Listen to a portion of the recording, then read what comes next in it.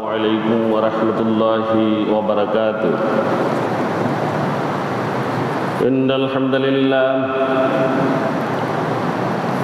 لله الأكرم الذي خلق الإنسان وكرم وعلمه من البيان ما لم يعلم، فسبحان الذي لا يحصى امتنانه باللسان ولا بالقلم، ونشهد أن لا إله إلا الله وحده لا شريك له، ونشهد أن سيدنا وحبيبنا وشفيعنا ومولانا محمدا عبده ورسوله الذي أرسله بالحق بشيرا ونذيرا وداعيا إلى الله بإذنه وسراجا وقمرا منيرا. فقد قال الله تعالى في كلامه المجيد والفرقانه الحميد: أعوذ بالله من الشيطان الرجيم. بسم الله الرحمن الرحيم. فأما من طغى وآثر الحياة الدنيا فإن الجحيم هي المأوى. وقال تعالى في شان حبيبه ومحبوبه ومعشوقه مخبرا وآمرا: إن الله وملائكته يصلون على النبي يا أيها الذين آمنوا صلوا عليه وسلموا تسليما. اللهم صل على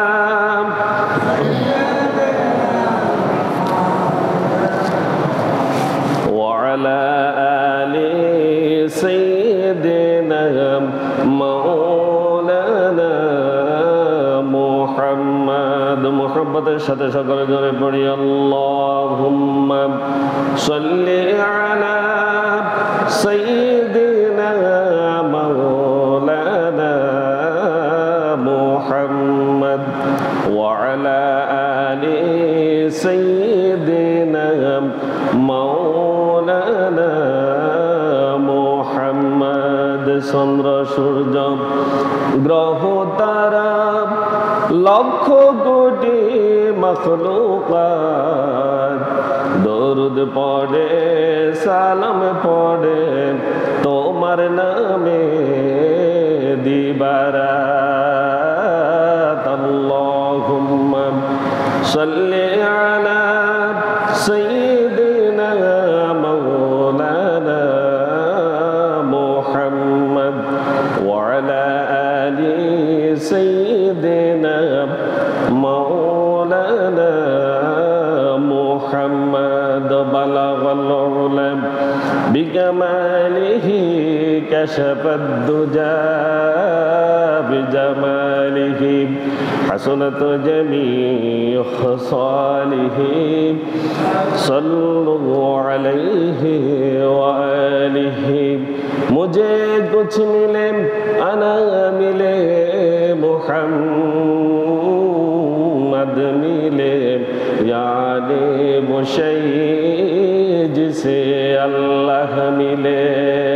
बलगल उलम बिकमालिही كشف الدجى بجماله حسنت جميع خصاله صلوا عليه وآله إني ارتايا ريح السماء يوما إلى أرض الحرم بلغ سلامي روزة فيها النبي المحترم بلغ العلا بكماله كشف الدجى بجماله حسنت جميع خصاله صلوا عليه وآله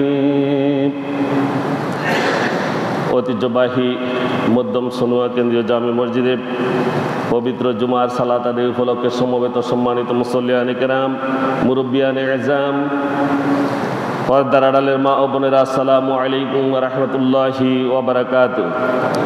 মহান আল্লাহ সুবহানাহু ওয়া তাআলার শুকরিয়া জ্ঞাপন করছি যে আল্লাহ সুবহানাহু ওয়া তাআলা আমাদেরকে হায়াত দারাজ করেছেন এবং আগে ভাগে তার মসজিদে জমায়েত হওয়ার তৌফিক দিয়েছেন।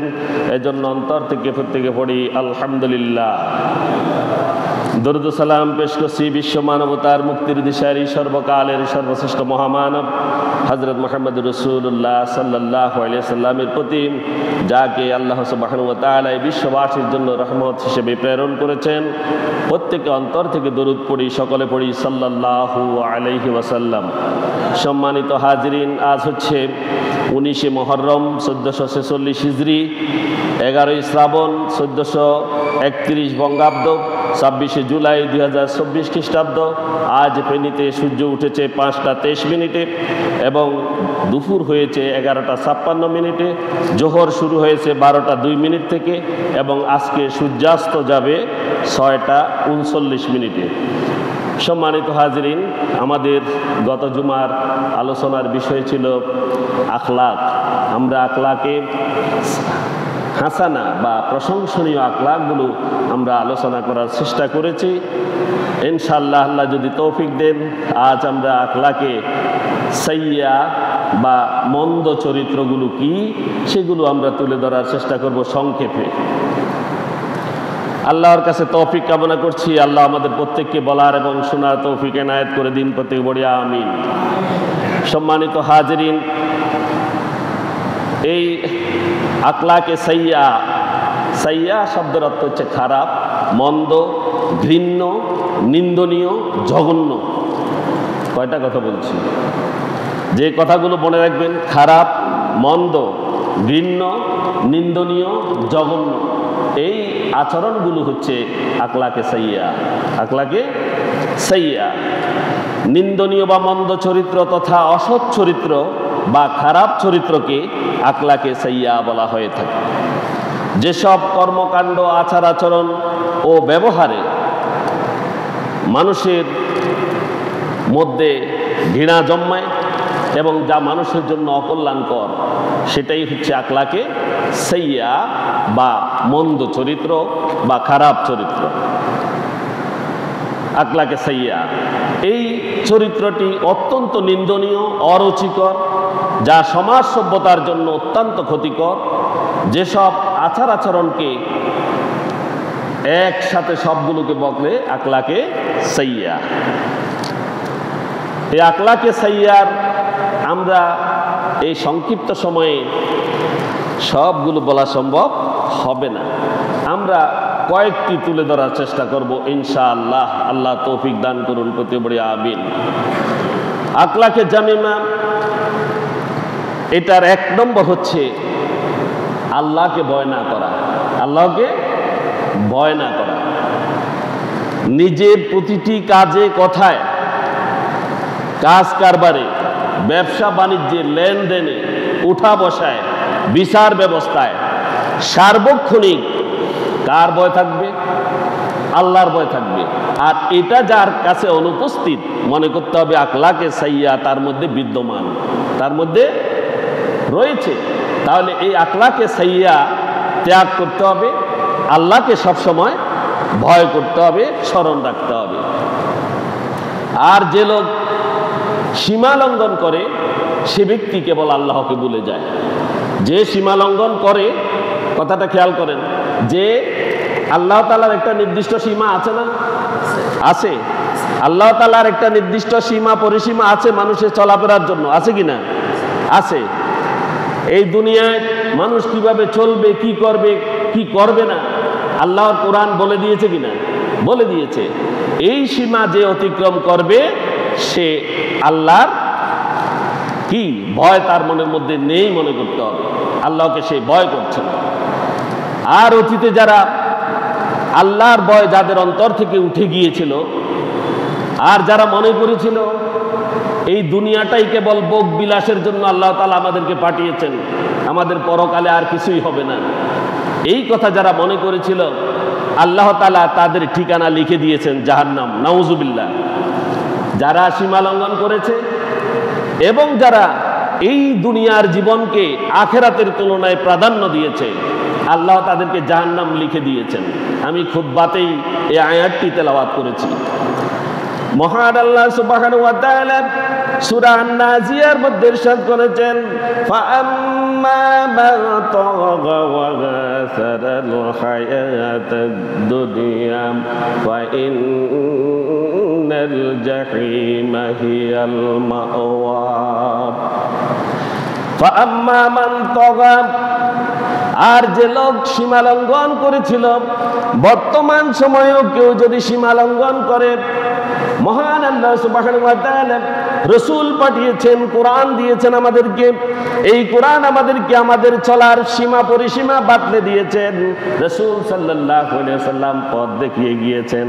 এই সীমা লঙ্ঘন যে করবে এবং যারা করেছিল, আল্লাহ এরপরে বলছেন ওয়া আসারাল হায়াতাদ দুনিয়া, আর এই পার্থিব জীবনের ক্ষণস্থায়ী জীবনকে যারা বেশি বেশি ভালো মনে করেছিল এবং নিজেদের জন্য মঙ্গলজনক করে নিয়েছিল, ফা ইন্নাল জাহিমা হিয়াল মাওয়া। আল্লাহ তাআলা বলেছেন জাহান্নামই হবে তাদের ঠিকানা। তাদের ঠিকানা কি? জাহান্নাম। সুতরাং প্রত্যেক মুমিনের উচিত আল্লাহর সীমার বাহিরে না যাওয়া, ঠিক কিনা? যদি আল্লাহর সীমার বাহিরে যায়, আপনারা নিজেরাই গ্রামের মধ্যে বলেন, চাদরের বাহিরে যদি, মশারির বাহিরে যদি পা চলে যায়, মশায় কিন্তু আস্ত রাখবে না, ঠিক কিনা? বলেন কিনা? ঠিক আল্লাহর সীমার বাহিরে যারা যাবে, আল্লাহ বলছেন জাহান্নাম তাদের ঠিকানা। আখিরাতের আসল ফয়সালা হলো কোরআনের ভিত্তি, আর এই ভিত্তি হলো আর মানুষ আল্লাহ তাআলার দাসত্বের সীমা অতিক্রম করে, আল্লাহর বিরুদ্ধে মানুষ বিদ্রোহ করে, ঠিক কিনা? ঠিক কিনা? মানুষ আল্লাহর দাস। মানুষ কি? আল্লাহর দাস। গোলাম কিনা আমরা? কার গোলাম? আমরা আল্লাহর গোলাম। মানুষ এই গোলামি ছেড়ে আল্লাহর বিরুদ্ধে বিদ্রোহ করে, ঠিক কিনা? ঠিক করে। মানুষ বিদ্রোহ করে না আল্লাহর বিরুদ্ধে, আল্লাহ বলে এদিকে যাওয়ার জন্য, তারা এদিকে চলে যায়। আর স্থির করে নিবে যেভাবে হোক না কেন তারা দুনিয়ার জীবনের স্বার্থ হাসিল করে নেবে, এবং দুনিয়ার যত স্বাদ আছে সব স্বাদ আস্বাদন করাই তাদের লক্ষ্য হয়ে দাঁড়ায়, ঠিক কিনা? দুনিয়ার সমস্ত এটাও আমার চাই, ওটাও আমার চাই। এক পাহাড় সম্পদ পেলে দ্বিতীয় পাহাড়টি চাই, দ্বিতীয় পাহাড়টি পাওয়ার পরে তৃতীয় পাহাড়টি চাই, দুইটি বিল্ডিং করার পরে তৃতীয় বিল্ডিংটি চাই, আমার চারটা বাড়ি করার পরে আমার পঞ্চম বাড়িটি চাই।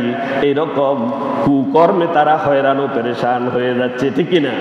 ঠিক। এগুলো সব দুনিয়ার এই স্বাদ আস্বাদন করার জন্যই তারা পাগল হয়ে যাচ্ছে, এবং তাদের লক্ষ্য সামনের দিকে আরো কিছু পাওয়া। পক্ষান্তরে দুনিয়াতে মানুষকে খেয়াল করতে হবে, এই দুনিয়ার সকল হিসাব আল্লাহর সামনে পেশ করা হবে। হবে কিনা? ফেরেশতা আছে আমাদের সাথে, আছে কিনা? বিশ্বাস আছে না? ফেরেশতা আসে, দুইটা ফেরেশতা সার্বক্ষণিক আসে, আর দুইটা ফেরেশতা সকালে আসে, আবার দুইটা ফেরেশতা সন্ধ্যায় আসে। আমাদের দৈনন্দিন আমল নামা আল্লাহর কাছে পেশ করা হয়। কাল ময়দানে মাহশরে যখন আমরা উত্থিত হব, আমাদের সমস্ত আমল নামা নিয়ে ফেরেশতারা সেখানে উপস্থিত হয়ে যাবে, আর সকলের সামনে সেদিন পেশ করা হবে। হবে কিনা? এই কথার উপরে আমাদেরকে বিশ্বাস করতে হবে যে দুনিয়ার লালসায় অবৈধ সুযোগ সুবিধা লাভ করবে, তাহলে সে তার রবের কাছে কি নিয়ে উপস্থিত হবে, কি জবাব দিবে? যদি অবৈধভাবে সীমা লঙ্ঘন করে এই দুনিয়ায় মানুষের মাথা কেটে সম্পত্তির মালিক যদি হয়, তাহলে সে আল্লাহর কাছে কি নিয়ে উপস্থিত হবে? কোনো সুযোগ আছে না কিছু নেওয়ার? কোনো সুযোগ আছে? দেবেন, আল্লাহর কাছে জবাব দিতে পারবে না। এই জবাবদিহিতার কথা মাথায় রেখে দুনিয়ার জীবনে যে চলবে, তাহলে সে জান্নাতি হবে, তাহলে সে জান্নাতি হবে। এই সকল লোভ লালসা তাকে ত্যাগ করতে হবে। সমস্ত লোভ লালসা ত্যাগ করে আল্লাহর ভয় অন্তরে ধারণ করলে দুনিয়ায় সে শান্তি পাবে এবং আখিরাতেও মুক্তি লাভ করবে, ঠিক কি না? তাহলে আমাদের মানুষের জন্য যে জিনিসটা, সেটা হলো যে আল্লাহর ভয় অন্তরে ধারণ করতে হবে।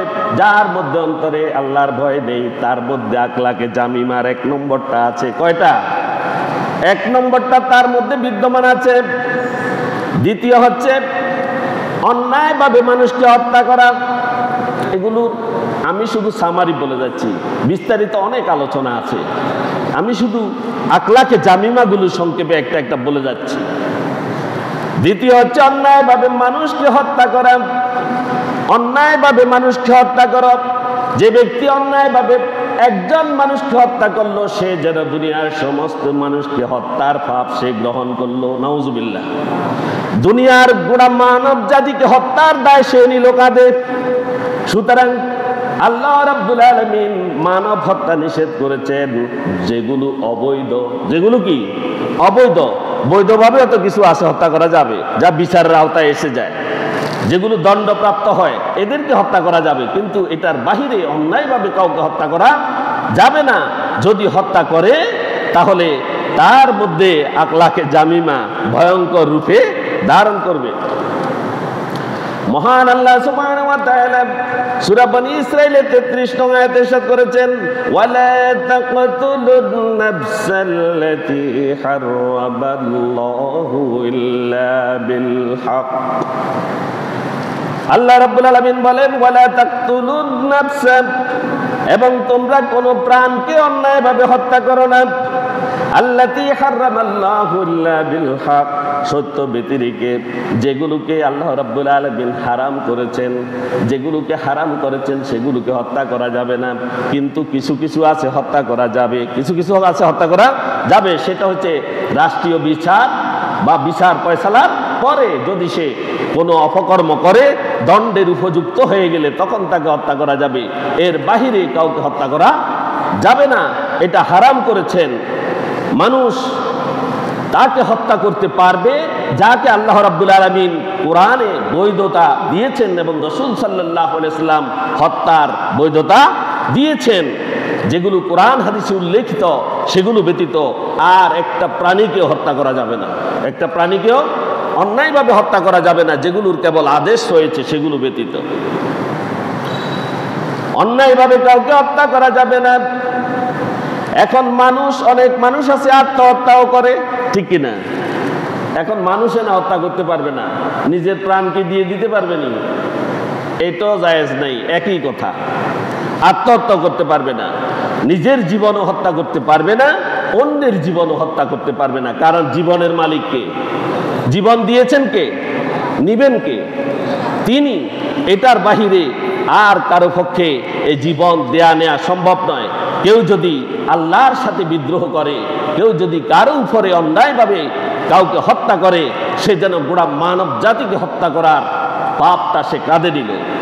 আর এখানে আরেকটি কথা বলা যায় যে একজন মানুষ যখন মৃত্যুবরণ করবে, তাকে যখন মেরে ফেলবে, তার সমস্ত পাপ রাশি সে কাঁধে নিবে। এক। দ্বিতীয় নাম্বার, এই ব্যক্তি জীবিত থাকলে সে অনেকগুলো ভালো কাজ করত, পুণ্যের কাজ করতো কিনা? সেই পুণ্যের কাজে বাধা দিল, সেই পাপও সে বহন করবে। নাউজুবিল্লাহ। সুতরাং মানব হত্যা কি বা কোনো প্রাণী হত্যা, যেই প্রাণকে আল্লাহ নিষেধ করেছেন সেগুলো হত্যা মহাপাপ, এগুলো করা যাবে না। দুনিয়া যেহেতু পরীক্ষার জায়গা, দুনিয়াটা কিসের জায়গা? আর দুনিয়াও মাজরুআতুল আখিরা, দুনিয়া হচ্ছে আখিরাত, আখিরাতের কি শস্য ক্ষেত্র, পরীক্ষা কেন্দ্র। আর এই দুনিয়াতে এসে সেখান থেকে নিজেকে ফালানোর অথবা কাউকে হত্যা করে পরীক্ষা থেকে বাধা প্রদান করা আল্লাহ তাআলা নিষেধ করেছেন। কাউকে হত্যা করে এই পরীক্ষায় বাধা প্রদান করা এবং নিজেকে পরীক্ষায় উত্তীর্ণ না করে পালিয়ে যাওয়া মানে আত্মহত্যা করা, এই দোনোটাই হারাম। দোনোটাই কি হারাম। আল্লাহ যেভাবে পরীক্ষা নেন, একজন মুমিন মনে করবে আমাকে ওভাবেই পরীক্ষা দিতে হবে। আমাকে যেভাবেই পরীক্ষা দেন, দুঃখে হোক, কষ্টে হোক, সুখে হোক, যেভাবেই হোক, আল্লাহ আমার পরীক্ষা যেভাবেই নিচ্ছেন সেভাবেই পরীক্ষা দিয়ে যেতে হবে এবং ফলাফল যাই হোক, ভালো হোক আর মন্দ হোক, এটাই আমাকে মেনে নিতে হবে। ওয়ার-রাসিখুনা ফিল ইলমি ইয়াকুলুনা আমান্না বিহি কুল্লুম মিন ইনদি রাব্বিনা ওয়া মা ইয়াযাক্কারু ইল্লা উলুল আলবাব।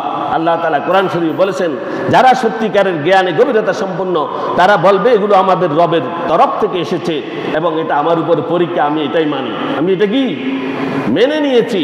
মুমিনের কাজ হবে এটাই। এছাড়া যাহাই করা হোক সব কিছু আল্লাহর পক্ষ থেকে পরীক্ষা কেন্দ্র থেকে পালিয়ে যাওয়া কোনো মুমিনের জন্য সমীচীন হবে না। নিজে পালিয়ে যাওয়া অথবা কাউকে পরীক্ষা কেন্দ্র থেকে পাঠিয়ে দেওয়া। আর এই পালিয়ে যাওয়ার চেষ্টাকেই আল্লাহ রাব্বুল আলামিন হারাম ঘোষণা করেছেন। কি করেছেন?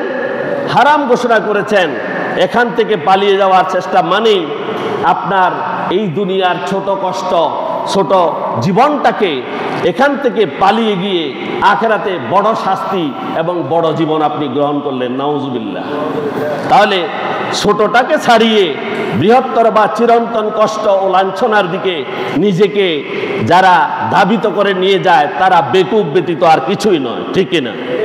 তাহলে এই বেকুব কি আমরা হব না?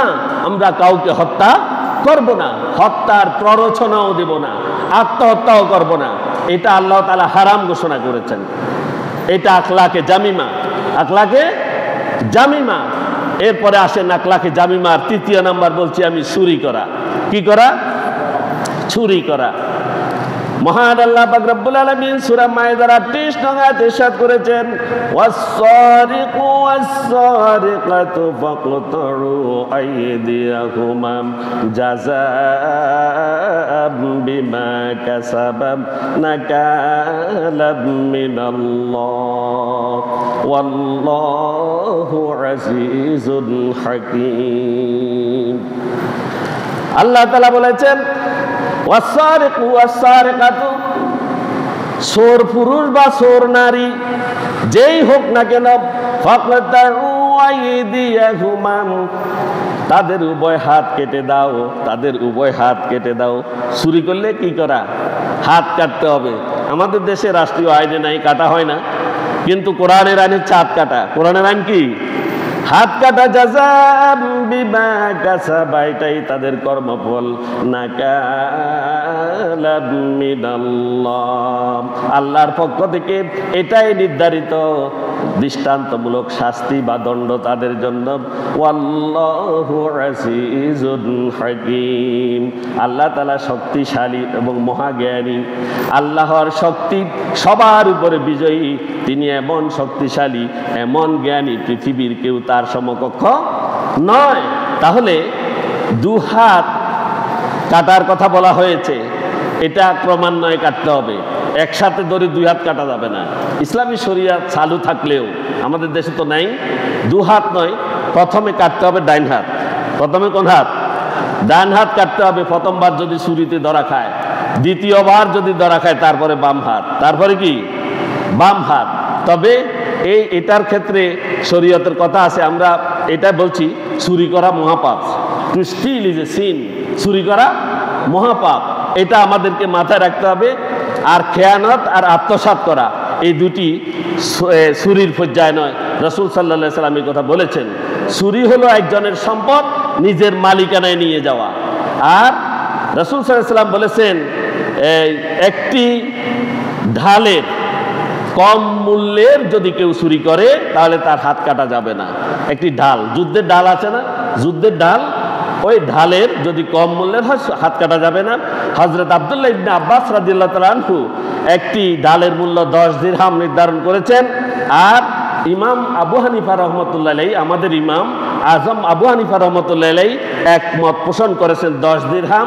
ইমাম মালিক, শাফিঈ এবং ইমাম আহমদ রহমতুল্লাহ আলাইহি তারা বলেছেন 3 দিরহাম যদি চুরি করে তাহলে তার হাত কাটা যাবে। তুচ্ছ নগণ্য বস্তু চুরিতে রাসূল সাল্লাল্লাহু আলাইহি সাল্লামের সময় হাত কাটা হতো না। যেমন কেউ একটা পাখি চুরি করলো, এই চুরির হাত কাটা যাবে না। ইমাম আবু হানিফা অন্যান্য ইমামদের মতে শাক সবজি, ফল, গোস্ত, রান্না করা খাবার, স্থূপিকৃত বিভিন্ন রকমের ফসল, পশু চুরি করলে হাত কাটা যাবে না। কিন্তু হাত না কাটলেও এগুলো শাস্তি তো আছে, আছে কি না? আছে। এগুলা যথোপযুক্ত শাস্তি দিতে হবে, নাহলে সমাজে বিশৃঙ্খলা সৃষ্টি হবে। আমাদের তো ওই হাত কাটার সিস্টেম আমাদের দেশে নাই। তো এই 10 দিরহামের উপরে আরব দেশে চুরি করলে হাত কাটার বিধান আছে। প্রথমবার ডান হাত, দ্বিতীয়বার বাম হাত কেটে ফেলবে। তো এই চুরি করা থেকে সাবধান। চুরি যদি ধরা পড়ে তাহলে তো অবস্থা খারাপ যাবে। এই কাজ করা যাবে না, এটা আকলাকে সাইয়্যা, আকলাকে সাইয়্যা। আবার অনেক ছোটোখাটো চুরিও আছে, সেই অভ্যাসও ত্যাগ করতে হবে। কারণ একটা কথা আপনাদেরকে বলি, ছোট একটা, যেমন আপনি কোনো একটা দোকানে গিয়েছেন, বাজমালের দোকানে গিয়ে চাউলের বস্তার 2টা চাউল আস্তে করে সদাগর দেখে নাই, অভ্যাসগতভাবে বা যে কোনোভাবে আপনার মুখের মধ্যে দিয়ে দিয়েছেন। এখন আপনি খেয়ে ফেলছেন, সদাগর জানে না, ফেরেশতারা তো লিখে ফেলছে, আমল নামায় তো উঠে গেছে। কাল ময়দানে মাহশারে আপনি হাজী সাহেব, আপনি 5 ওয়াক্ত বা জামাত সালাত আদায় করেছেন, আপনি অনেক সৎ কাজ করেছেন, দান সদকা করেছেন, সব সওয়াব নিয়ে ময়দানে মাহশারে যখন উপস্থিত হয়ে যাবেন, তখন ওই সাইলওয়ালা এসে সামনে হাজির, যে আমার দোকানের 2টা সাইল খেয়ে ফেলছিল, এটা দিয়ে দাও। বলে সাইল তো এখানে নেই। বলে তুমি যে হজ করছো, ওই যে বিশাল এক পাহাড় পরিমাণ সওয়াব নিয়ে তুমি জান্নাতের দিকে নিয়ে যাচ্ছ, এটা আমাকে দিয়ে দাও। তখন ওই সাইলের পরিবর্তে ওইটা নিয়ে যাবে। এইভাবে শুধু একটা নয়, যত আইল ঠেলা ঠেলি হইতে লই, যত কাজ আছে দুনিয়ার বুকে, সব কাজের পয়সালা সেখানে হবে। আপনি যতই পুণ্যবান নিজেকে মনে করেন দুনিয়াতে, সমস্ত আমল নিয়ে যাচ্ছেন, কিন্তু বদ কাজ যদি আপনার এই দুনিয়াতে থাকে, যার হক যদি, অন্যের হক যদি আপনার উপরে থেকে থাকে, হকগুলো আস্তে আস্তে আপনার কাছ থেকে নিয়ে নেবে এবং শেষ পর্যন্ত আপনি কতটুকু গেলে দেখবেন আপনার পিছনে কোনো পুণ্যই নেই। আর যখন পুণ্য শেষ হয়ে গিয়েছে, তখন যার জমিনের আইল ঠেলছেন, হে আসবো, আইকে বলছে আমার যে জমিন কতটা কাজ কাটি তুমি নিয়ে গেছিলা, সেটা দিয়ে দাও। বলছে সেটা কি এখানে আছে নাকি? তো কয় সোয়াব, মিসকিনের দিয়ে তো সোয়াব নাই। এখন কি করবে? কয় যে ওই আজ যে কিছু পাপ আছে ধরাই গেল, তুলে যা, নাউজুবিল্লাহ, এইগুলা ধরাই দিবে সেদিন। এবং সর্বশেষ এই বড় পুণ্যবান ব্যক্তি যারা এই দুনিয়াতে নিজেকে পুণ্যবান মনে করছে, শেষ পর্যন্ত দেখবে বিশাল এক পাপের বোঝা সে নিয়ে জাহান্নামের দিকে চলে যাচ্ছে, নাউজুবিল্লাহ। সুতরাং আমাদেরকে পাপ যত ছোট হোক, সেখান থেকে আমাদেরকে বাঁচতে হবে। কি করতে হবে? বাঁচতে হবে। সম্মানিত হাজিরিন, আখলাকে জামিমার চতুর্থ যেটি আমি বলবো সেটা হচ্ছে ডাকাতি করা। ডাকাতি হয়নি? হয়। চোর তো এক কিসিম, কেউ জানে না মতো আস্তে করে অন্যের সম্পদ নিয়ে এনে নিজের বানাই ফেলে। চোর কি করে? ডাকাত কি করে? ডাকাত কোনগুলো? যারা সরাসরি মানুষের সম্পদগুলো নিয়ে নেয়, সরাসরি নিয়ে নেয়, মানুষ জানে কিন্তু কথা বলতে পারে না, কথা বলতে পারে না। গতকালকে আমাদের বীরসরাইতে এক মহিলা ঘরের মধ্যে ছিল, তার অনেক স্বর্ণ অলংকার সহ অর্থ ছিল, তাকে জবাই করে তার রুম থেকে সমস্ত কিছু নিয়ে গেছে। গতকালের ঘটনা, গতকাল। আল্লাহ তাআলা তাকে জান্নাতবাসী করুন। এভাবে ডাকাতি হয়, দিনে দুপুরে এই কাজ হয়েছে।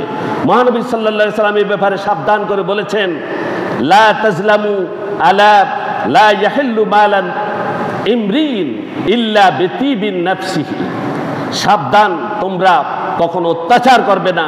সাবধান, স্বতঃস্ফূর্ত কারো অনুমতি ব্যতীত কারো সম্পদ তুমি গ্রহণ করবে না। এটা তোমার জন্য হালাল নয়, এটা তোমার জন্য কি নয়? হালাল নয়। সুতরাং আমাদেরকে যারা ডাকাত তো এলাকায় নাই, ডাকাতেরা শুনেরও না। যদি শুনি থাকে ডাকাতি বন্ধ করে দেবেন, কারণ এটার শাস্তি আরো ভয়াবহ। এরপরে আসেন, এটা আখলাকে জামিমার একটি। 5ম নম্বরে আমি যেটি এনেছি, সন্ত্রাস ও অপহরণ। সন্ত্রাস ও অপহরণ, ত্রাস সৃষ্টির মাধ্যমে সমাজে বিশৃঙ্খলা সৃষ্টি করাই মূলত সন্ত্রাসী কাজ। ত্রাস সৃষ্টি করা, কি করা? ত্রাস সৃষ্টি করা, ভয়ঙ্কর রূপ ধারণ করা সমাজের মধ্যে। আর এটাই হচ্ছে সন্ত্রাস। সন্ত্রাসকে মূলোৎপাটন করার জন্যই প্রিয় নবী হযরত মুহাম্মদুর রাসূলুল্লাহ সাল্লাল্লাহু আলাইহি ওয়াসাল্লাম এই দুনিয়াতে এসেছিলেন এবং ইসলামের আবির্ভাব হয়েছে সন্ত্রাসের উৎপাত করার জন্য। সন্ত্রাসের মূলোৎপাটন করার জন্য প্রিয় রাসূল এসেছেন। ইসলাম এসেছে সন্ত্রাস নির্মূল করার জন্য। আর এখন ইসলামের মধ্যে সন্ত্রাস খুঁজে, নাউযুবিল্লাহ।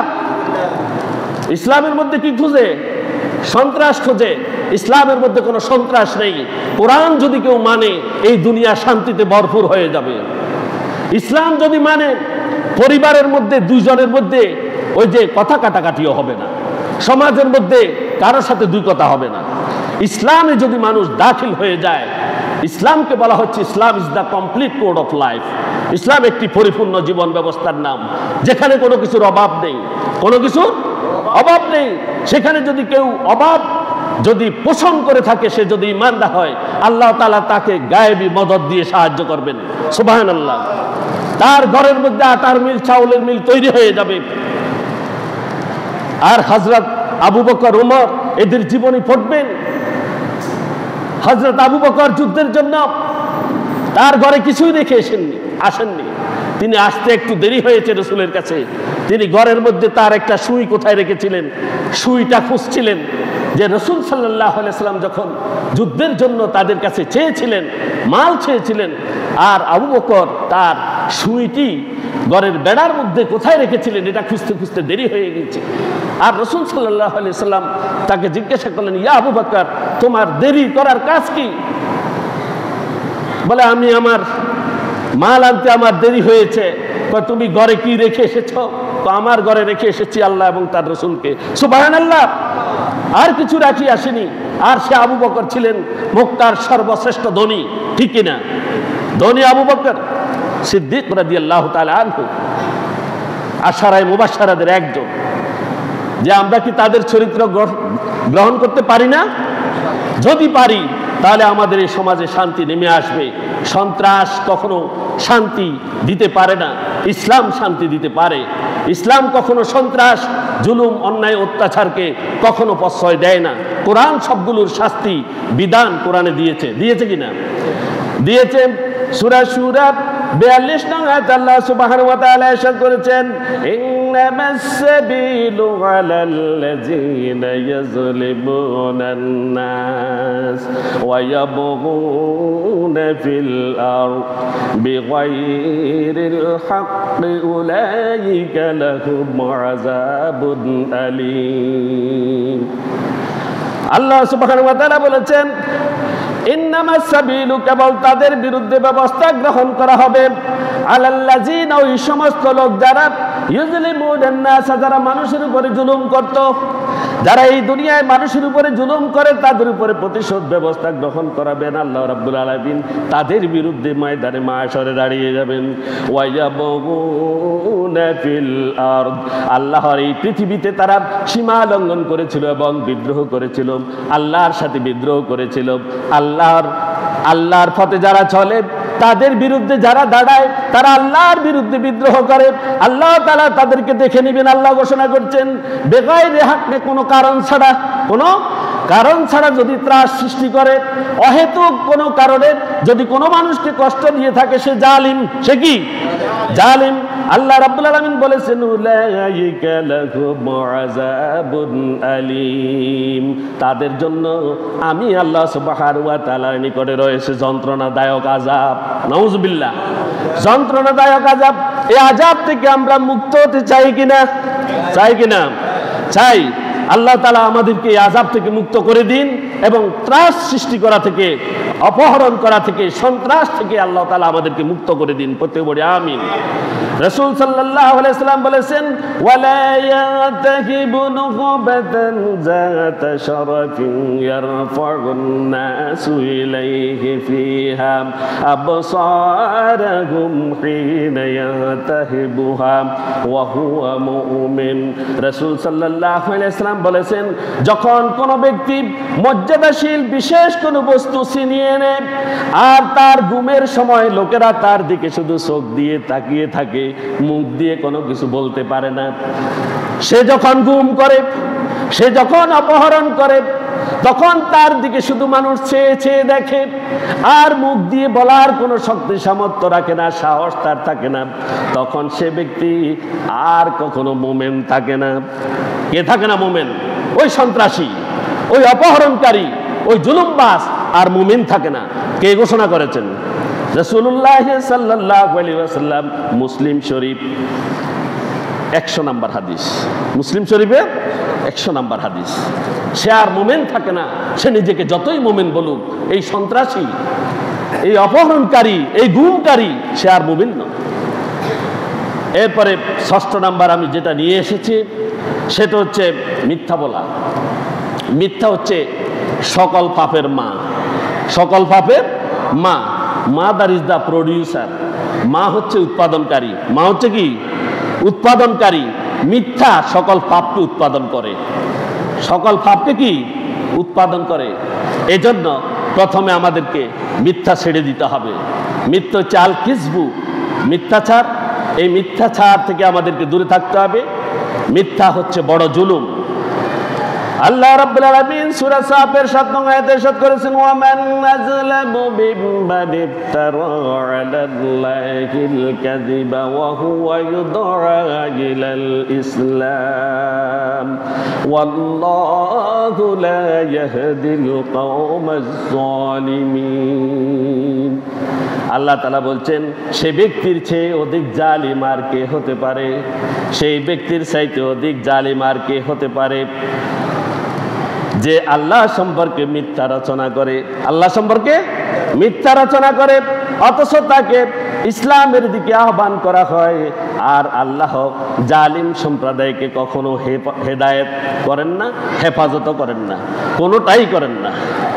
আল্লাহ তাআলা জালিমদেরকে কি করেন না? হেদায়েত দান করেন না, এবং তাদেরকে হেফাজত করবেন না।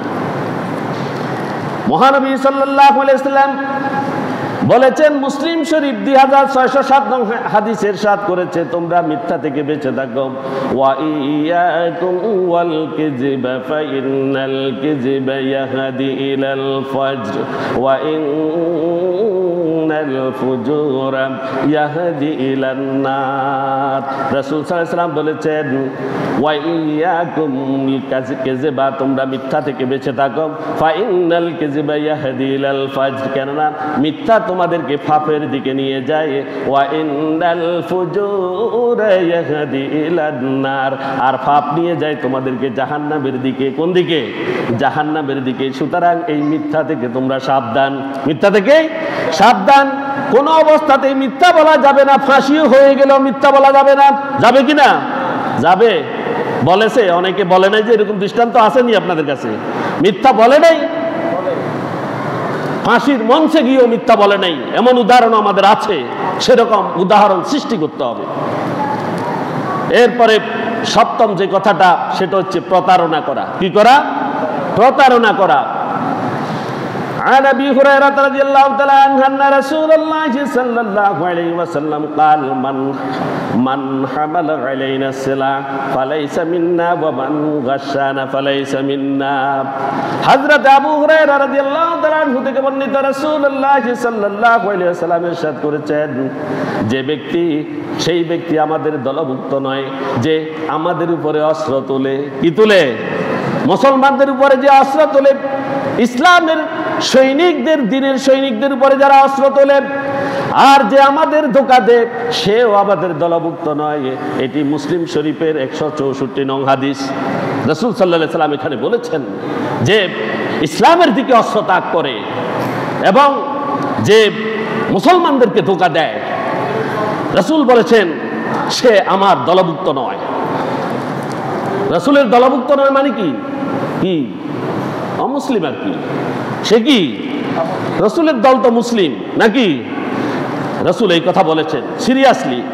রাসূল সাল্লাল্লাহু আলাইহি ওয়াসাল্লাম আরো বলেছেন, মান গাশা ফালাইসা মিন্না, যে ব্যক্তি প্রতারণা করে সে আমাদের দলভুক্ত নয়, সে আমাদের সম্প্রদায়ভুক্ত নয়।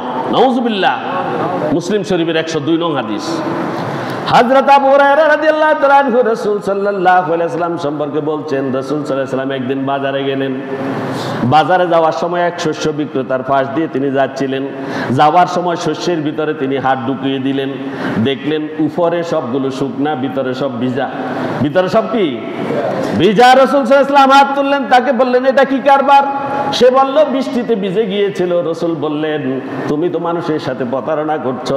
তুমি ভিজাগুলা উপরে দিলে ক্রেতারা তোমার ভিজাগুলা দেখতো, সেভাবেই তোমার জিনিস মূল্যায়ন করতো। এখন তো তুমি প্রতারণা করছো। কি করছো? আর প্রতারণা করলে সে, রাসূল সাল্লাল্লাহু আলাইহি ওয়াসাল্লাম বলেছেন, এই প্রতারক কখনো আমার সম্প্রদায়ভুক্ত হতে পারে না। সুতরাং এই প্রতারণা, আমরা একটা ছোট উদাহরণ দিলাম, এই প্রতারণা কি আমরা করব? না, কখনোই না। আল্লাহ তাআলা আমাদের প্রতারণা থেকে মুক্তি দিন, প্রত্যেকে বলি আমিন। এই প্রতারণা আমরা করব না। এরপরে অষ্টম যেটা দিয়ে এসেছি, ধারণা বা অনুমান করা। ধারণা বা অনুমান করা। আমাদের দেশে তো ধারণা করেনি যে এতে চুরি করছে, ঠিক নেই। ধারণা করেনি সে এতে সন্ত্রাস করছে, খামোখা। অনুমান, ধারণা, এই ধারণা করা পাপ। ধারণা করা কি? আকলাকে জামিমা, আকলাকে জামিমা বা সাইয়া, নিন্দনীয় কাজ। মহান আল্লাহ সুবহানাহু ওয়া তাআলা কোরআনে মানুষকে ধারণা থেকে বেঁচে থাকতে বলেছেন। আল্লাহ রাব্বুল আলামিন সূরা হুজরাতের 12 নং আয়াতে ইরশাদ করেছেন, ইয়া আইয়ুহাল্লাযীনা আমানু ইজতানিবু কাসীরাম মিনাজ-যন্ন ইন্না বা'দাজ-যন্নি ইসমুন ওয়া লা তাজাসসু। আল্লাহ পাক রব্বুল আলামিন বলেছেন, ইয়া আইয়ুহাল্লাযীনা আমানু, হে ইমানদাররা, ইজতানিবু কাসীরাম মিনাজ-জিন, তোমরা বেশি বেশি অনুমান করা থেকে বিরত থাকো। বেশি বেশি অনুমান করা থেকে বিরত রাখো। অনুমান করে নিয়ে ফাঁসির দিয়ালার দেননি, ধারণা করে লই যাই তাকে বিচারের কাঠগড়ায় আসামি, 10 বছর জেল হয়ে গেছে, এরকম হচ্ছে কিনা। কিন্তু চোর হাসে, যে ব্যক্তি অপরাধ করেছে সে বাইরে থেকে হাসে, শয়তানও হাসে তাদের শয়তানামি দেখে, ঠিক কিনা? শয়তানও হাসে, আমি কি শয়তান? এগুলা তো বড় শয়তান। ধারণা করে, অনুমান করে মানুষের বিচার ফয়সালা করে ফেলে। যতক্ষণ পর্যন্ত সাক্ষী প্রমাণে স্ট্রংলি দেয়া না যায়, ততক্ষণ পর্যন্ত কোনো ধারণা করে কোনো বিচার করা যাবে না। কার কথা এটা? কার কথা? আল্লাহ কোরআনে সব বিধান দিয়েছেন। যে বলে কোরআনে কিছু নাই, সে কিছুই জানে না। কোরআনে সব আছে, কোরআনে নাই এমন কিছু নেই। কোরআনে নাই এমন কিছু নাই, কোরআনে সব আছে। সুতরাং ধারণা করে কোনো শাস্তি দেয়া যাবে না। ইন্না বা'দাজ-যন্নি ইসমুন, কারণ কোন কোন অনুমান গুনাহের কাজ। ওয়ালা তাজাসসু, আর তোমরা একে অপরের গোপন বিষয় তালাশ করো না। আরেক মারাত্মক কথা, গোপন বিষয় তালাশ করতেও নিষেধ করেছে। সত্যের মোকাবিলায় ধারণা আল্লাহর কাছে কোনো কাজে আসবে না। সত্যের মোকাবিলায় ধারণা করে বিচার করা আল্লাহর মোকাবিলায় কোনো কাজে আসবে না। এই কথা প্রত্যেককে মনে করতে হবে। সূরা নাজমের 28 নং আয়াতে আল্লাহ বলেছেন, ওয়ামা লাহুম বিহি মিন ইলমিন ইয়াত্তাবিউনা ইল্লায-যন্না ওয়া ইন্নায-যন্না লা ইউগনি মিনাল হাক্কি শাইআ। আল্লাহ তাআলা বলেন, ওয়ামা লাহুম বিহি মিন ইলমিন, অথচ এই বিষয়ে তাদের কোনো জ্ঞান নেই। ইয়াত্তাবিউনা ইল্লায-যন্না, তারা শুধু অনুমানের অনুসরণ করে বিচার করে ফেলে। আল্লাহ কর অনুমান করে, ধারণা করে বিচার করে ফেলেন। ওয়া ইন্নায-যন্না লা ইউগনি মিনাল হাক্কি শাইআ, সত্যের মোকাবিলায় অনুমানের কোনো মূল্যই নেই। অনুমানের কি নেই? মূল্য নেই। সুতরাং আমাদেরকে ধারণা করে কোনো বিচার ফয়সালা করা যাবে না। পরিবার থেকে শুরু করে রাষ্ট্র পর্যন্ত, পরিবার থেকে শুরু করে রাষ্ট্র পর্যন্ত প্রতিটা সেক্টরে কোথাও কোনো ধারণা করে কারো উপরে কোনো জুলুম করা যাবে না। এরপরে 9 নম্বর যে কথাটা বলবো, পরনিন্দা ও গীবত করা। কি করা? পরনিন্দা ও গীবত করা। কয় ছেলেটা 5 ওয়াক্ত নামাজ কালমা পড়ে, মুরব্বীদেরকে সালাম করে, মুরব্বীদেরকে সালাম করে, তো দাঁড়ি রাখি দিছে। করছে কি রাখি দিছে? দাঁড়ি দিছে। একেবারে বেহুদাউলা, খামোখা নিন্দা করে, খামোখা নিন্দা করে। রাসূলের সুন্নত নিয়ে মানুষ বাড়াবাড়ি করে। টুপি দিয়ে হাঁটলে আর পাঞ্জাবি গায়ে দিয়ে হাঁটলে তাদেরকে নিন্দা করে কিনা? আমাদের সমাজ নিজেই নিন্দিত সমাজে পরিণত হয়ে গেছি আমরা। ব্যক্তির সম্মানহানি হয় এমন সত্য কথা অন্যের নিকট বলা কি গীবত? অন্যের নিকট বলা কি গীবত? কোনো ব্যক্তির সম্মানহানি হবে, এই ব্যক্তি কোনো অপরাধ করতেই পারে, মানুষ অপরাধ প্রবণ, তাহলে তার অপরাধটা যদি কোথাও প্রকাশ করা হয় তার সম্মানহানি হবে, এই ধরনের কথা বলা গীবত। এটা কি? আপন মৃত ভাইয়ের মাংস খাওয়ার সমান। আর মিথ্যা বলে সম্মানহানি করা হচ্ছে বহতান। যেই ব্যক্তির কাছে যেই কি নাই, অপরাধ নাই, তাকে সে অপরাধে দোষী সাব্যস্ত করা, অপরাধী করা, এটা হচ্ছে কি? বহতান। এটা কি? বহতান। এটা অত্যধিক হারাম। নাউজুবিল্লাহ পড়েন সবাই। নিজের আপন মায়ের সাথে জেনা করার সমান। কাউকে মন্দ বলা বা এই মন্দ বিষয়ে জড়িয়ে দেয়া, তার মধ্যে সেই দোষ নাই, এবং তার বিরুদ্ধে বলা, রটনা করা, এগুলো বহতান। আল্লাহ আমাদেরকে হেফাজত করুন, পড়তে বলি আমিন। মহান আল্লাহ সুবহানাহু ওয়া তাআলা সূরা হুজরাতে বলেছেন, ওয়ালা ইয়াগতাব বা'দুকুম বা'দান আয়ুহিব্বু আহাদুকুম আয়াকুলা লাহমা আকিহি মাইতাম ফাকারিহতুমুহু। আল্লাহ তাআলা বলেন, ওয়ালা ইয়াগতাব বা'দুকুম বা'দান, আর তোমরা একে অন্যের কখনো গীবত করো না। আয়ুহিব্বু আহাদুকুম আয়াকুলা লাহমা আকিহি মাইতাম, তোমাদের কেউ কি তার মৃত ভাইয়ের গোশত খেতে ভালোবাসে? আল্লাহ মানব জাতিকে প্রশ্ন করেছেন, তোমরা কি কেউ তোমার মৃত ভাইয়ের মাংস খাবে কিনা? খেতে চাইবে কেউ? তা আমরা মৃত ভাইয়ের মাংস খেতে চাই না, গীবত করি কেন? গীবত করলে মৃত ভাইয়ের মাংস খাওয়া হয়, নাউজুবিল্লাহ। আর আল্লাহ বলছেন, ফাকারিহতুমুহু, বস্তুত তোমরা নিজেরাই এটাকে অপছন্দ করো। আল্লাহ নিজেই বলেছেন গীবত করা হারাম। রাসূল সাল্লাল্লাহু আলাইহি সাল্লাম বলেছেন, আন আবি ওমর রাদিয়াল্লাহু তাআলা আনহু ক্বালা নাহা রাসূলুল্লাহ সাল্লাল্লাহু আলাইহি সাল্লাম আনিন নামিমা, তিনি বলেন রাসূল সাল্লাল্লাহু আলাইহি সাল্লাম ছগলখড়ি করতে নিষেধ করেছেন মানব জাতিকে। কে বলেছেন? ইবনে ওমর রাদিয়াল্লাহু তাআলা আনহু। আমি সময়ের কারণে আগাইতে পারতেছি না, সর্বশেষ আমি চলে যাচ্ছি অনেকগুলো রেখে। মাদকাসক্তি কি? মাদকাসক্তি হারাম। মদ, গাঁজা, ফেনসিডিল, ইয়াবা, আফিম, হিরোইন, অ্যালকোহল মিশ্রিত যত পানীয় দ্রব্য আছে সবগুলো কি? হারাম। আল্লাহ তাআলা বলেছেন, ইয়া আইয়ুহাল্লাযীনা আমানু ইন্নামাল খামরু ওয়াল মাইসিরু ওয়াল আনসাবু ওয়াল আজলামু রিজসুম মিন আমালিশ শাইতানি ফাজতানিবুহু। আল্লাহ রাব্বুল আলামিন বলেছেন যে, ইয়া আইয়ুহাল্লাযীনা আমানু, তোমরা যারা নিজেদেরকে ঈমানদার বলো, ঈমানদার মনে করো, ঈমানদার পরিচয় দাও, তোমাদেরকে বলছি শুনো, ইন্নামাল খামর, নিশ্চয় মদ, ওয়াল মাইসির, জুয়া, ওয়াল আনসাবু, পূজার বেদি বা মূর্তি, ওয়াল আজলামু, এবং ভাগ্য নির্ধারক তীর। আরব দেশে ছিল, এখন নাই।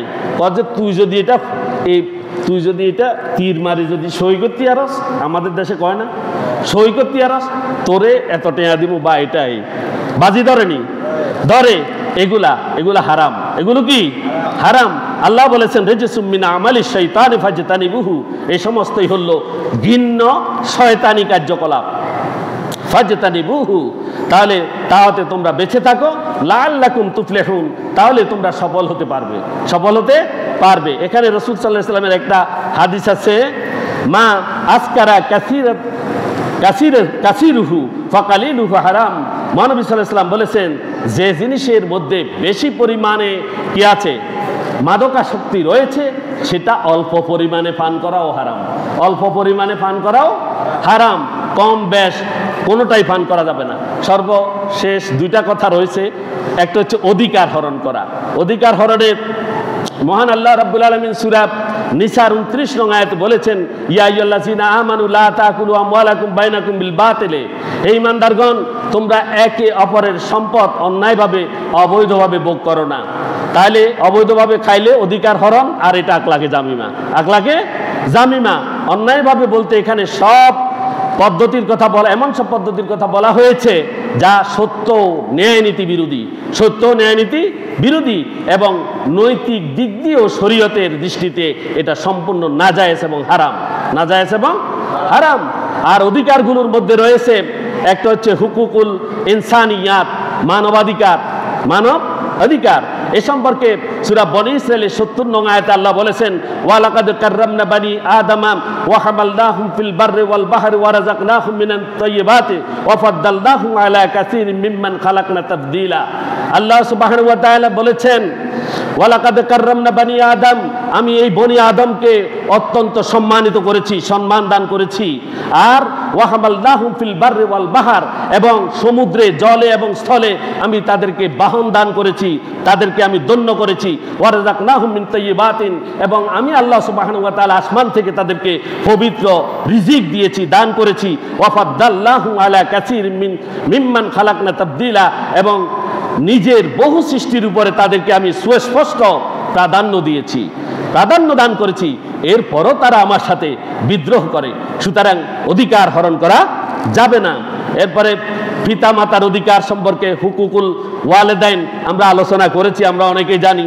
তবে একটা কথা বলছি, পিতা মাতার এহসান আল্লাহর এহসান, দুইটাকে ভালোভাবে সমানভাবে পাশাপাশি রাখতে হবে। ওয়াবুদুল্লাহ ওয়ালা তুশরিকু বিহি শাইআ ওয়া বিল ওয়ালিদাইনি ইহসানা। আল্লাহ তাআলা সব কাজে তার ইবাদত এবং তার সাথে শরীক করার নিষেধ করে পিতামাতার প্রতি সৎ ব্যবহার করার কথা বলেছেন আল্লাহ সুবহানাহু ওয়া তাআলা। পিতামাতার যাতে কোনো ক্ষতি না হয়, তাদের এহসানে কোনো দুর্বলতা যাতে প্রকাশ না পায়, এটা আমাদেরকে খেয়াল করতে হবে। যদি প্রকাশ পায় তাহলে বুঝতে হবে আমাদের মধ্যে আখলাকে জামিমা রয়ে গেছে। এরপরে সন্তানের অধিকার আছে, হুকুকুল আওলাদ, ছেলে মেয়ে, এগুলো আমি সংক্ষেপে বলে যাচ্ছি। ছেলে ও মেয়ে সন্তানের পার্থক্য করা যাবে না। অল আর ইকুয়াল, অল আর কি, দোনোটাই সমান, দোনোটা কি সমান। কেউ কেউ ছেলেকে বেশি আদর করে, মেয়েকে করে না। আপনি ফেসে গেছেন, আপনি ফেসে যাবেন ময়দানে মাহশারে। আপনার জন্য উভয়টাই সমান। ভ্রূণ হত্যা করা যাবে না, কোনো ভ্রূণকে হত্যা করতে পারবেন না আপনি। সন্তানের বৈধভাবে জন্ম লাভের অধিকার রয়েছে, সন্তানের বেঁচে থাকার অধিকার আছে। জন্মের পর সন্তানকে কালেমা শোনানো আপনার দায়িত্ব। এর ডান কানে আজান, বাম কানে একামত দেওয়া আপনার কি, আপনার উপরে ওয়াজিব। আপনি এটা করবেন। নাম রাখবেন সুন্দর করে, আকিকা করবেন, ধর্মীয় শিক্ষা দেবেন, এগুলো সন্তানের অধিকার। এগুলো যদি আপনি তাকে বঞ্চিত করেন, আল্লাহর কাছে আপনি আসামি, আপনার মধ্যে আখলাকে জামিমা রয়েছে। এরপরে আসেন নারীর অধিকার বঞ্চিত করা। নারীকে কখনো অধিকার বঞ্চিত করবেন না। বিশেষ করে আমাদের দেশে পুরুষেরা তো স্ত্রীদের উপরে আমি পুরুষ করতে কি একবারে কি অভিভাবকত্ব ফলায় না। আপনি এবং আপনার স্ত্রী সমান অধিকারের ভিত্তিতে সমানভাবে যুক্তি পরামর্শ করে সংসার চলবেন, তাকে অধিকার দিতে হবে। তার অধিকার যদি আপনি না দিতে পারেন, আপনার মধ্যে আখলাকে জামিমা আছে। আত্মীয় স্বজনের অধিকার না দেয়া, এটা হচ্ছে আখলাকে জামিমার অংশ। প্রতিবেশীর অধিকার না দেয়া, এটাও আখলাকে জামিমার অংশ। তাদের হক নষ্ট করা, এখান থেকে বেঁচে থাকার চেষ্টা করবেন। শ্রমিকের অধিকার বঞ্চিত করা থেকে বিরত থাকবেন। অধীনস্থ দাস দাসীদের অধিকার বঞ্চিত করবেন না। তারপরে অমুসলিমদের অধিকার থেকে তাদেরকে বঞ্চিত করবেন না।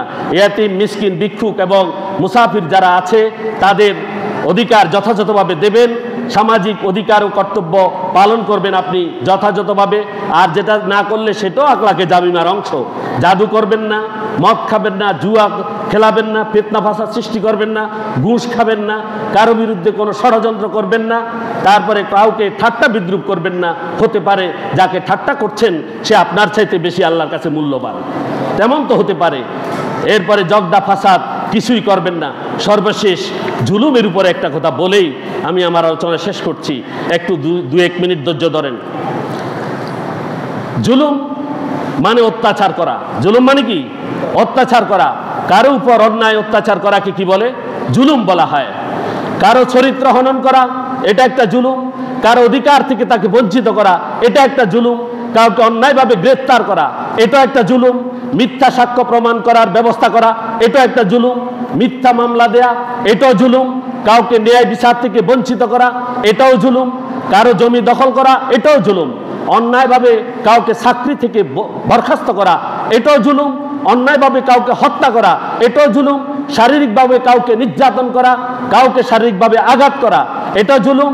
অন্যায়ভাবে সম্পদ আত্মসাৎ করা, এটা জুলুম। বেবিচারে লিপ্ত হওয়া, এটাও জুলুম। বেবিচারের অপবাদ দেয়া কাউকে, এটাও জুলুম। আল্লাহর উপরে তিনটি হক আছে মানুষের। আল্লাহর উপরে তিনভাবে জুলুম করা যায়। এক হচ্ছে আল্লাহর সাথে কাউকে শরীক করা, এটা হচ্ছে বড় জুলুম। লা তুশরিক বিল্লাহ ইন্নাশ শিরকা লা যুলমুন আযীম, সূরা লোকমান। সেখানে আল্লাহ বলেছেন আল্লাহর সাথে কাউকে শরীক করবে না, এটি হচ্ছে বড় জুলুম। আল্লাহর সাথে কাউকে শরীক করলে জুলুম হয়, আর এই জুলুমকারী কখনো জান্নাতে যাবে না। নাউজুবিল্লাহ। আল্লাহর সাথে শিরিক করলে সে কখনো জান্নাতে যাবে না। জেনার শাস্তি মাফ হবে, কিন্তু গীবতের এবং শিরিকের এই দুইটার মাফ হবে না। এরপরে দেবদেবী, পাহাড় পর্বত, বড় বৃক্ষ, চন্দ্র সূর্য, এগুলোকে কোনো বস্তু ব্যক্তির ইবাদত করা বা এখানে কোনো মঙ্গল আছে এই কথা মনে করে একটু বিনয় অবনত হওয়া, এটাও কি আল্লাহর সাথে আল্লাহর হক নষ্ট হয়, সুতরাং সে জান্নাতে যাবে না। এরপরে আল্লাহর সমকক্ষ কাউকে মনে করা, এটা করা যাবে না, এটাও জুলুম। আল্লাহ রাব্বুল আলামিন এই জুলুমবাজদের বিষয়ে বলেছেন ইন্নামাস সাবিলু আলাল্লাযিনা, কেবল তাদের বিরুদ্ধে ব্যবস্থা গ্রহণ করা হবে কাল ময়দানে মাহশরে, তাদেরকে পাকড়াও করা হবে। আর তারা ময়দানে মাহশরে তারা লজ্জায় সেদিন তাদের নিজের দাঁত দিয়ে নিজের হাতগুলো খেতে শুরু করবে। নাউজুবিল্লাহ। এরপরে ইয়াজলিমুনান নাসা, যারা মানুষের উপরে সকল জুলুম করে, ওয়ায়াবগুনা ফিল আরদে বিগাইরিল হক, এবং জমিনে অন্যায়ভাবে সীমা লঙ্ঘন করে বেড়ায় এবং মানুষের উপরে জোর জবরদস্তি যারা করে, উলাইকা লাহুম আযাবুন আলীম, আল্লাহ বলেছেন তাদের জন্য রয়েছে আমার কাছে, আমি আল্লাহ সুবহানাহু ওয়া তাআলার কাছে যন্ত্রণাদায়ক আযাব। এই জন্য মনে করতে হবে সমস্ত আকলাকে জামিমা আমাদের জীবন থেকে ধুয়ে মুছে বিলীন করতে হবে। হবে কি না? আকলা শুনতেছেন আমার কথা, মনে বুঝতেছেন না কেউ? আমাদের মধ্যে কি আকলাকে জামিমা থাকা উচিত না? এই আকলাকে জামিমা আমাদের থেকে ধুয়ে মুছে বিলীন করতে হবে, তবেই আমাদের সমাজে, আমাদের রাষ্ট্রে শান্তি আসবে। ঠিক কিনা? আমরা কল্যাণকর রাষ্ট্র বানাতে পারবো, কল্যাণকর সমাজ, কল্যাণকর পরিবার এবং ব্যক্তি জীবন সহ সব ক্ষেত্রে আমরা উন্নতি লাভ করতে সক্ষম হব ইনশাআল্লাহ। আল্লাহ আমাদের তৌফিক দান করুন। সময় একটু ক্ষেপণ করার জন্য আপনাদের কাছে ক্ষমা চেয়ে নিচ্ছি। ওয়া আখিরু দাওয়ানা আলহামদুলিল্লাহি রাব্বিল আলামিন। আসসালামু আলাইকুম ওয়া রাহমাতুল্লাহি ওয়া বারাকাতুহু।